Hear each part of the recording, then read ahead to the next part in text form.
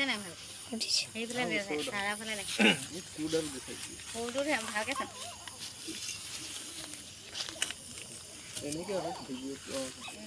এইডোখৰলৈ যাওঁ নেকি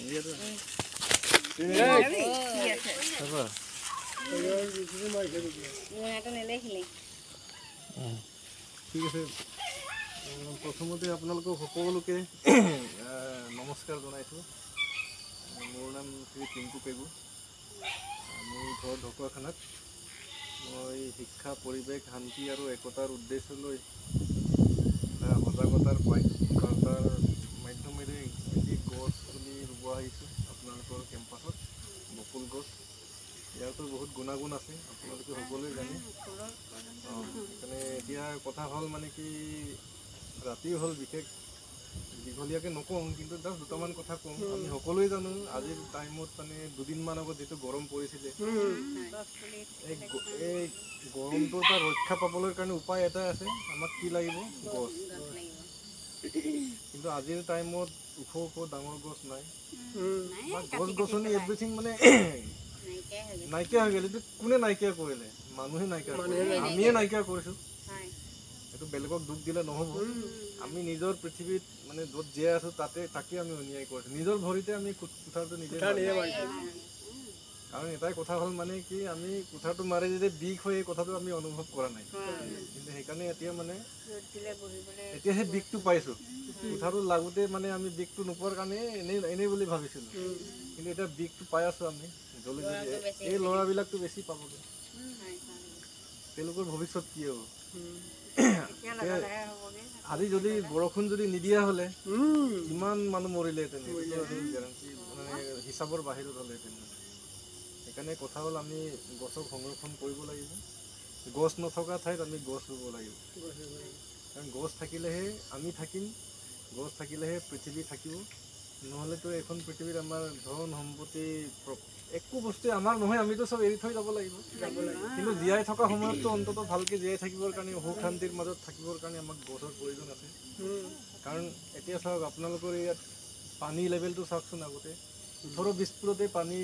12 মাহে থাকে কিন্তু এতিয়া মানে কিমান ফুট মানে খান্দিবলগীয়া হৈছে পানী নাইকিয়া হৈ গৈ আছে একমাত্ৰ এটাই কাৰণ হ'ল গছ নাই গছে মানে পানীটোক ধৰি ৰাখে এতিয়া খেতি বাতি সকলো বস্তুবিলাক চব সাৰ নাইকিয়া হৈ গ'ল মাটি সাৰ নাইকিয়া হৈ গ'লতো এতিয়া এই বিশ্বনাথ ডিষ্ট্ৰিক্টত এতিয়া আমি শুনা পাইছোঁ এইবছৰ মানে চাহপাতৰ প্ৰডাকশ্যন নাই কাৰণ বৰষুণ নাই গছ নাই মানে বৰষুণ নাই গছ নাই মানে পানী নাই গছ নাই মানে একোৱেই নাই সেইকাৰণে আমি গছক ভগৱান বুলি মানিবই লাগিব তাৰ বাহিৰে বেলেগ উপায় নাই সেইকাৰণে জাষ্ট এটা মোৰ ফালৰ পৰা মানে এটা সজাগতাৰ বাৰ্তা এটা প্ৰেৰণ কৰিছোঁ আপোনালোকে সহযোগ কৰাৰ কাৰণে ধন্যবাদ আৰু এই গছজোপা যিহেতু তোমাৰ হেৰি নাই ককা নাই আৰু এইখন পৃথিৱীত যিবোৰ গুচি গ'লগৈ আমিও পিছে পিছে আহি আছোঁ সেইকাৰণে স্মৃতি বুলিবলৈতো একো নাই তেখেতৰ আত্মাৰ সদগতিত আমি তেখেতৰ সোঁৱৰণিত আমি ৰুম ধুনীয়াকৈ প্ৰতিপালন কৰি এইটো ককা বুলি ভাবিব লাগিব আৰু এই গছজোপাই নিশ্চয় আপোনালোকৰ পৰিয়ালৰ সকলোকে ওচৰ চুবুৰীয়াকো মানে নিশ্চয় উপকাৰ কৰিব অপকাৰ নকৰে আৰু ইয়াতে আমি জিৰাব লাগিব ইয়ে অক্সিজেন দিব চৰাই চিৰিকটি ইয়াতে বহিব সকলো ক্ষেত্ৰত মানে আপোনালোকৰ সুখ শান্তি আহিব শান্তিৰ পৰিৱেশ এটা নিশ্চয় ঘূৰি আহিব বুলি আমি আশা কৰিছোঁ কিন্তু ইয়াক ধুনীয়াকৈ প্ৰতিপালন কৰি ডাঙৰ দীঘল কৰাটোহে মানে ডাঙৰ কথা নহ'লে ৰোৱাৰ একো ভেলু নাথাকিব এইখিনিয়ে কৈ মেলি সকলোকে ধন্যবাদ জনাইছোঁ ৰুই দিয়ক আপুনি হৈ যাব আপুনি জ্যেষ্ঠ মানুহ যেতিয়া এনেকৈ ৰুই দিয়ক ধুনীয়াকৈ ৰুই দিয়ক আপুনি পাৰিলে ৰাতিপুৱা গোবৰ অলপ দি দিব আৰু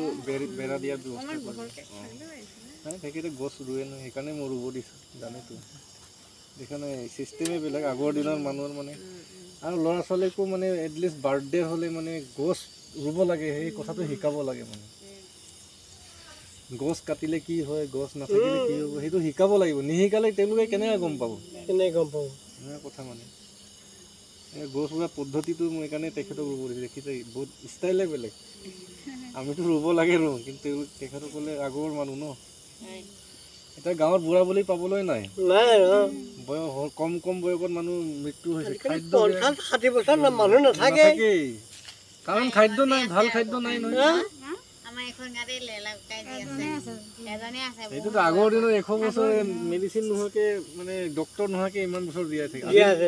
আজিৰ টাইমত ডক্তৰৰ হিচাপ নাই, হ'লেও মানুহ কম বয়সতে মানে মৃত্যু